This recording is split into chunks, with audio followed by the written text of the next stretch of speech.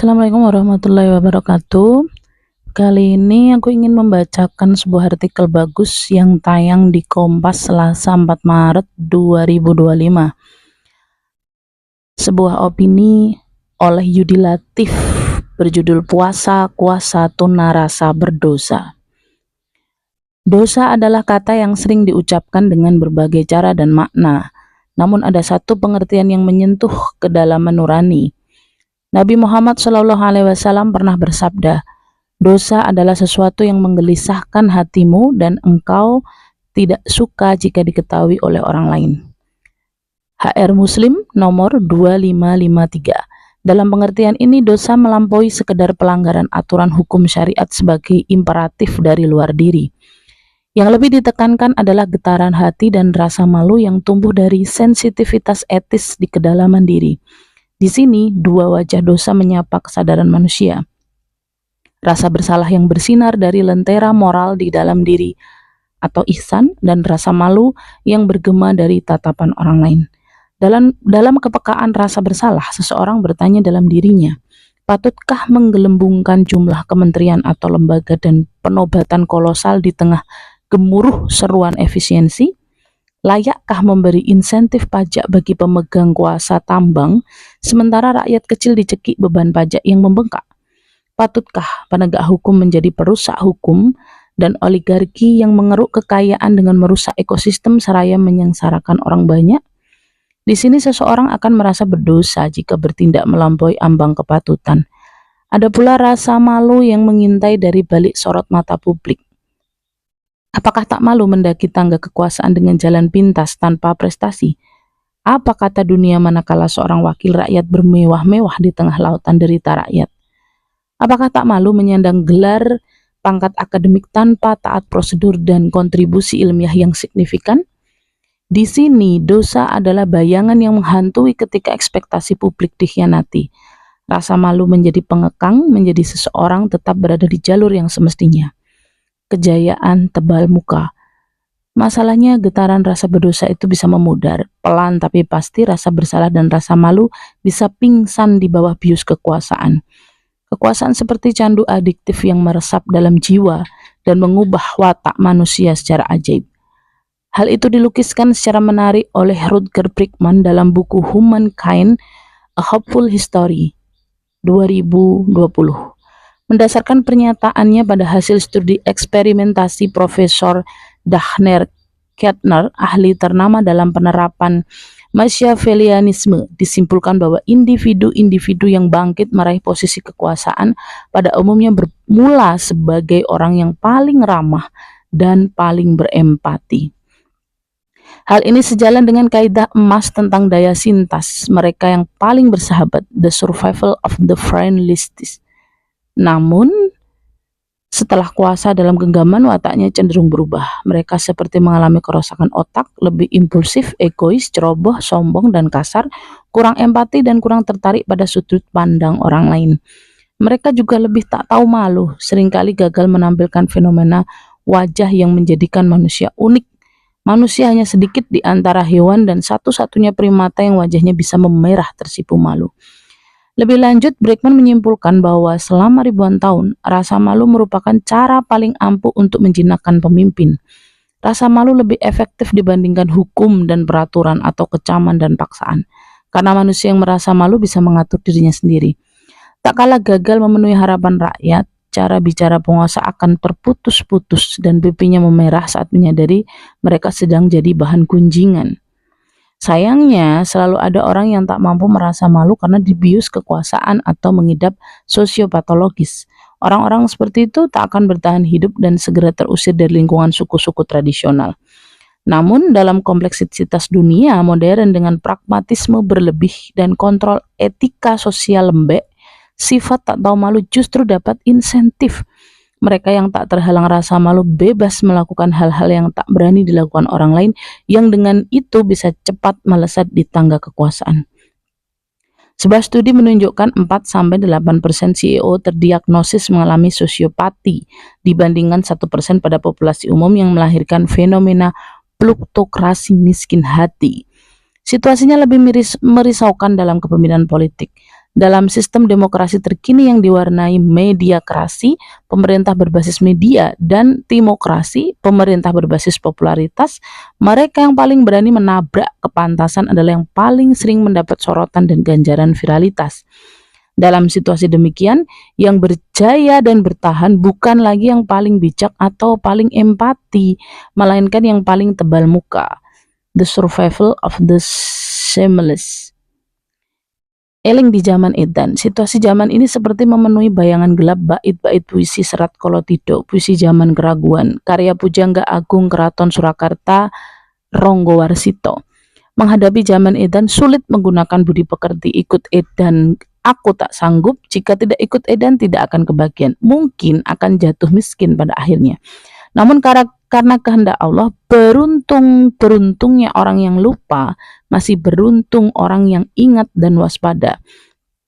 Dalam puisi itu digambarkan bahwa jika mengikuti arus kegilaan dengan membunuh rasa bersalah dan rasa malu, hati nurani akan terganggu. Tetapi jika tak ikut, kita bisa tertinggal atau kehilangan kesempatan.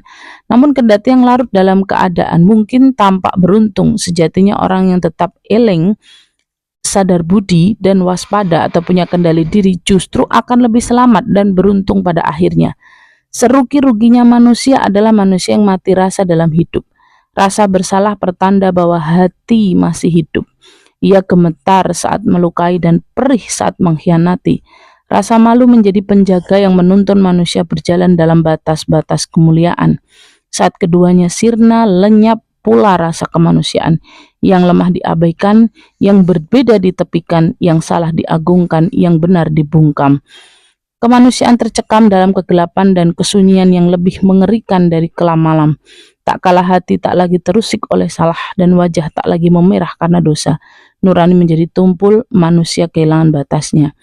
Kesalahan diulang tanpa gemetar, kehormatan dijual murah, korupsi menjadi kebanggaan, dan keburukan dibiarkan menjadi kebiasaan.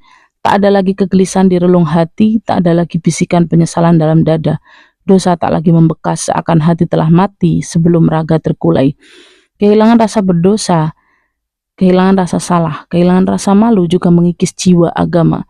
Agama yang kehilangan rasa berdosa adalah agama yang kehilangan ruh. Seruan kebenaran agama tak ada artinya jika hati tak lagi memiliki rasa bersalah dan rasa malu pada keburukan. Bisa dipahami Nabi Muhammad menyatakan malu merupakan bagian dari iman. Agama bersemayam di hati yang peka dan jiwa yang menyala. Tak kala kedua rasa itu mati, lenyap pula kesadaran bahwa ada yang maha menyaksikan. Akibatnya apa yang mestinya dianggap aib justru dirayakan penuh kebanggaan. Apa yang semestinya dijauhi karena takut kepada Tuhan malah dilakukan dengan keberanian.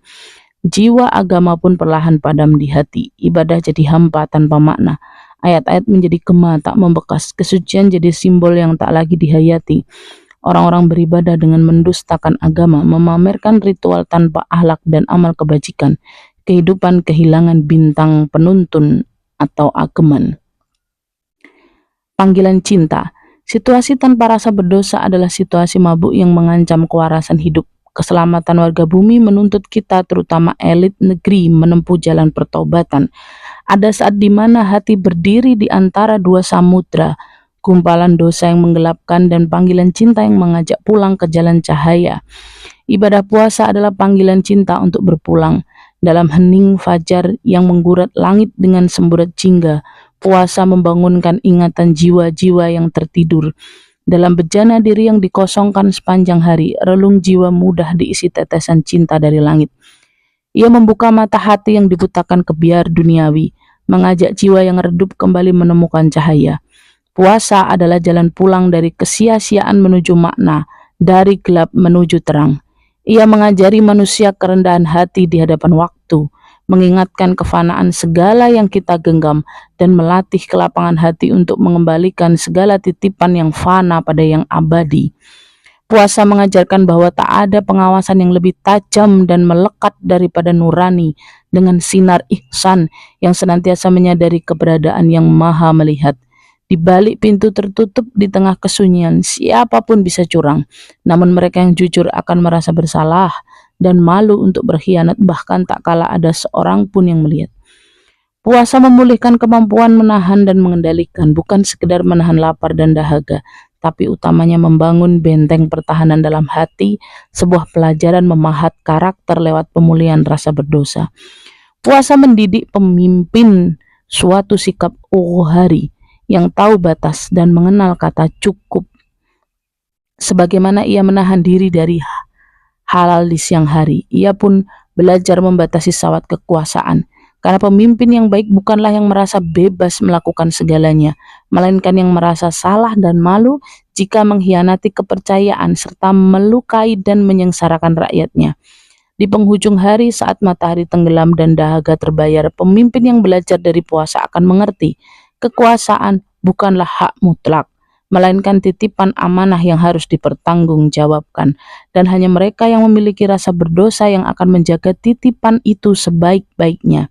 Sebab tanpa rasa salah dan malu, pemimpin hanyalah bayang kosong yang haus akan kehormatan, tapi kehilangan kemanusiaan. Pemimpin yang berpuasa seharusnya belajar mengasah rasa bersalah dan malu pada janji yang diingkari, pada keadilan yang diabaikan, dan kepada kepercayaan yang dikhianati. Seperti kemampuan menahan lapar dan haus, pemimpin pun perlu ketahanan membentengi diri dari godaan kemewahan yang membutakan dan ambisi yang mengikis empati. Pada perih perut kosong ada pesan tersirat bahwa pemimpin yang baik bukanlah yang paling lantang bicaranya, melainkan yang paling takut membohongi dan menyengsarakan rakyatnya. Rasa malu menjaga mereka dari kesombongan, mengingatkan bahwa di balik jabatan ada tanggung jawab, di balik kehormatan ada pengorbanan. Puasa sungguhan adalah cermin untuk mengaca diri. Di dalamnya, pemimpin yang jujur akan menemukan bayangannya sendiri. Apakah ia memimpin dengan nurani yang bersih atau sekedar memburu ambisi tanpa rasa peduli? Dan bila rasa salah dan malu masih ada di dalam hatinya, itulah tanda bahwa kemanusiaan belum luruh di tengah gemerlap kekuasaan. Karena di ujung segala perjalanan yang tersisa bukanlah harta atau tahta, melainkan jejak kebaikan dan kehormatan. Semua itu hanya bisa dijaga oleh pemimpin yang bukan sebatas merasa tahu, melainkan tahu, merasa salah dan malu di hadapan manusia dan Sang Pencipta. Terima kasih. Artikel ini tayang di Kompas per 4 Maret 2025, ditulis oleh Yudi Latif.